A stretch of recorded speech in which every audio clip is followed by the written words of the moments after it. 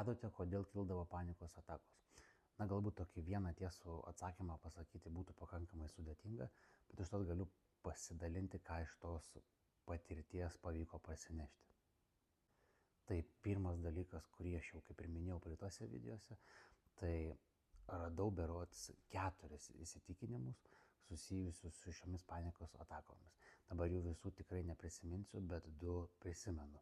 Pirmas tai buvo įsitikinimas, radau įsitikinimą pasąmoniai, kad aš nepriimu gyvenimo toks, koks yra ir jį reikėjo suvokti ir pakeisti. Ir antras buvo, kad nesijaučiu saugus gyvendamas savo gyvenimą. Tai va šitus 2 prisimenu ir dar buvo 2, bet jų dabar tiksliai nepasakysiu. Tai vienas dalykas, ką man reikėjo padaryti, tai pakeisti, suvokti, atrasti, pakeisti šios įsitikinimus, nes jie, kaip ir girdite, yra ypatingai ribojantis. Ir pakeitus šios įsitikinimus, sekantį kartą, kai vėl užklupo panikos ataka, jau pavyko ją priimti, suvokti iš visai kitos perspektyvos, iš kito lygio, jeigu tai galima būtų pasakyti. Tai kaip tai vyko? Dažniausiai jos pasireikšdavo visą laiką taip pat. Tai surakindavo, sakykime, kūną, emocijos lipdavo per viršų, tiesiog ypatingai keliančios baimę, visišką stresą, tokį net nematymą vilties, jeigu taip galima pasakyti. Ir kurdavo pačius blogiausius scenarius ir iš esmės galima būtų išreikšti, kad rakindavo, tiesiog stabdydavo ir rakindavo tiek fiziškai, tiek emociškai, tiek visom prasmėm.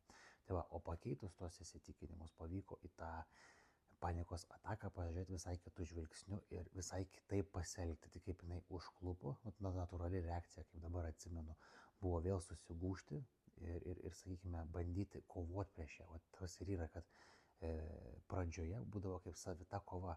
Tau įvyko kažkokia tai situacija, tu jos nepriimi ir tos emocijos nepriimi, tu jausmų nepriimi ir tu bandai su jais kovoti.